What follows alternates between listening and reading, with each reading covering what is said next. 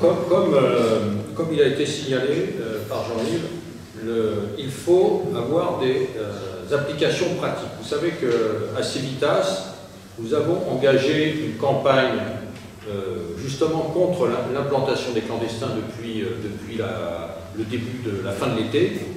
Et cette campagne a un certain écho. J'ai repris un slogan que je n'ai pas encore utilisé, mais qui a été utilisé il y a une dizaine d'années par, je ne sais pas si vous avez connu Odile Bonivard, qui avait lancé une structure qui s'appelait Solidarité des Français pour fournir des soupes aux SDF.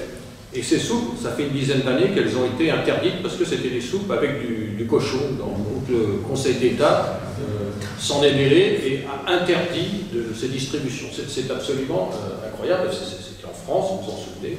Donc on avait pris le slogan « Les nôtres avant les autres », ce qui n'est pas quelque chose de nouveau, mais qui est, je crois, important de rappeler quand on voit le dévoiement qui est fait aujourd'hui autour du terme de SDF, de migrants, de réfugiés, etc.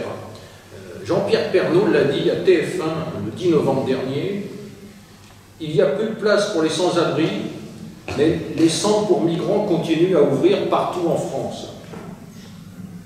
Et au lieu de proposer des solutions, Emmanuel Cos, la ministre du Logement et de l'Habitat durable, a été scandalisée car le présentateur a pu le dire, sans que ça ne suscite aucune réaction de la direction de TF1. Sous-entendu, elle attendait les sanctions, comme il y en a déjà eu d'État dans les médias, auprès de journalistes qui ont eu un éclair de lucidité, et alors que la ministre du Logement se contrefiche totalement du sort des SDF. Il faut se souvenir que la nouvelle pauvreté est une des conséquences des années Mitterrand, puisqu'il est élu en 1981 et que les Restos du Cœur sont créés en 1985. Actuellement, c'est 2 milliards de repas servis. En France, c'est quand même considérable. Et comme on constate, la situation ne fait qu'empirer et la pauvreté a doublé ces 10 dernières années, d'après la Fondation Abbé Pierre.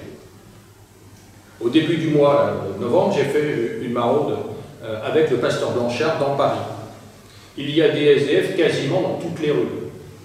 On n'imagine pas quand on circule dans la capitale, mais quand vous regardez bien les portes cochères, et dans les beaux quartiers, particulièrement dans les beaux quartiers, vous en avez pratiquement dans toutes les rues. Des fois des familles avec des enfants en bas âge, qui habitent dans des cartons. Voilà comment ça se passe. Et le matin, ils dégagent dès que le jour se lève et que les magasins ouvrent, ils s'en vont. Ils habitent, ils s'installent là-dessous. Voir comment ça se passe. Et la mairie de Paris, évidemment, ne fait rien. Le gouvernement s'en contrefout complètement. Ils ont d'autres priorités. Les médias ont couvert Calais, mais moins les quartiers impactés de Paris. Il se trouve que j'ai rencontré récemment des amis qui habitent à La Chapelle. Les riverains qui ont voté Hollande à la présidentielle et PS aux dernières municipales ont déterminé à constituer des collectifs. Ils vont maintenant interpeller le maire du 18e dans les réunions de quartier et lui demandent ce qu'il compte faire pour rétablir la sécurité. Et il leur explique que les dealers sont en train de s'implanter dans leur cage d'escalier, que leurs épouses, leurs enfants sont menacés, insultés, volés régulièrement, que la police, quand elle intervient, est obligée de relâcher les mineurs qui les agressent, et qu'ils ne peuvent même plus déménager, évidemment, puisque personne n'achète dans ces quartiers. Ils réclament de la sécurité, et non des ralentisseurs, ni des bacs à fleurs, ni des sacs de shoot, dont ils n'ont rien à faire, et pas plus que des zones pour les nudistes qu'installe la mairie de Paris. Ils ne sont pas entendus, ils expliquent même qu'ils ont voté socialiste, qu'ils le reconnaissent, et qu'ils voteront FN aux prochaines élections, parce que la situation est devenue insupportable. Ils regrettent presque, mais on va être obligé de le faire, vous vous rendez compte. La situation est en train de dégénérer dans ces quartiers-là. Vous avez vu hier soir, entre le 19e et le 10e, les 3 blessés par balle, 14 interpellations. Les règlements de compte dans les quartiers nord ne sont plus une spécificité de Marseille. Les clandestins, l'immigration et la drogue les ont importés dans Paris, aujourd'hui. Cette vaste opération d'implantation de clandestins se fait en interdisant de demander l'avis des populations concernées, puisque plusieurs maires se sont vus empêchés de recourir au référendum. Les préfets ont même l'ordre de les installer contre l'avis des élus. Il y a 15 jours, Jean-François Carinco, le préfet d'Île-de-France, a montré comment ceux qui nous gouvernent considèrent la population. Il a dit « Je vais installer des centres, beaucoup gueulent pour la forme, je m'en fous. Les gens ont peur de tout, on verra qui râlera vraiment lorsque ce sera fait et combien de temps. » Ça, c'est le préfet d'Île-de-France. Et pourtant, jusqu'à la fin, je ne sais pas si vous vous souvenez, mais jusqu'à la fin d'octobre, on disait qu'il ne devait pas y avoir de centre d'accueil en Île-de-France. Carinco ne fait qu'appliquer les ordres de Valls, qui a proféré des menaces précises à Tours le 22 octobre dernier, et disait « Ceux qui se mettront en travers de l'accueil des réfugiés trouveront l'État devant eux. » La République. C'est la République, voilà, c'est ça. C'est pas mieux en Italie, où maintenant, devant le flot des clandestins, le gouvernement prévoit l'emprisonnement des propriétaires qui s'opposeraient aux réquisitions. Cette politique est appuyée par les médias qui en fument comme jamais, avec des réfugiés qui fuient la guerre et auraient payé 6 000 $ leur voyage, de jeunes adultes mâles qui n'ont pas de papier d'identité mais qui sont tous mineurs, des familles que l'on cherche sur les photos. Après les comités d'accueil des Quarts de Calais organisés avec des personnels des associations subventionnées, les traditions qui consistent à brûler les centres d'accueil pour filtrer les départs, maintenant on trouve des professionnels qualifiés. Récemment, un Camerounais chaudronnier a été distingué meilleur ouvrier de Bretagne. En Dordogne, un Pakistanais peintre en bâtiment devient meilleur ouvrier de France. Ça, c'est absolument authentique, c'est ces derniers jours. Le message est clair, les Blancs sont des bons à rien et doivent être remplacés. L'enfumage est dans le vocabulaire. Je n'ai rien à apprendre à Jean-Yves, qui a édité un dictionnaire de la Novlangue. Que vous pouvez trouver, moi je fais de la... Qui sera à la sortie. Ouais. Dernier exemple, la mairie de Paris a annoncé, vous le savez, l'ouverture d'un centre d'accueil pour réfugiés dans le 16e. Devant les réactions hostiles de la population, il y a quand même eu 2 départs de feu, enfin ils ne sont pas aussi bons qu'en Corse, ça fait que 2 départs de feu. Le centre d'accueil est devenu un centre pour SDF. Évidemment, c'est qu'un mensonge de plus. Pourquoi les SDF restent dans la rue alors qu'on leur installe des centres? Tout simplement parce qu'ils sont pillés et rackettés quand ils ne sont pas violemment rejetés par les clandestins. Une discrimination qui est bien connue des services intéressés, mais toujours occultée par les politiques. Le grand remplacement est aussi un moyen de financer les associations, les structures qui sont le vivier de la gauche. L'opération de Calais a été le prétexte à une distribution massive de subventions. La fraude sociale est dénoncée à 2-3 milliards par an actuellement, mais elle est mollement réprimée. Un arrêt du Conseil constitutionnel d'avril 2013 considère que c'est même plus une escroquerie. La récente illustration emblématique, c'est l'enquête qu'a fait le maire de Saint-Étienne. Il constate que sur 2900 demandes de naturalisation dans sa commune, seules 370 ne sont pas frauduleuses. Vous savez que c'est à partir des domiciliations qu'on peut obtenir toutes les prestations sociales, etc. Donc il faut avoir une domiciliation. Si on n'a que 370 sur 2900, vous vous rendez compte ce que c'est dans les autres communes, sur le reste du territoire national. Alors il a fait un courrier à la ministre de la Santé, où il dénonce les familles logées à l'hôtel depuis 3 ou 4 ans, ce Roumain qui venait 3 mois l'hiver pour retourner en Roumanie dépenser son RSA, sans compter ceux qui s'inscrivent dans plusieurs départements, puisqu'il n'est pas possible de croiser les fichiers. En réponse, Marisol Touraine invoque un nouveau droit fondamental à la domiciliation. Ça c'est récent, c'est la semaine dernière.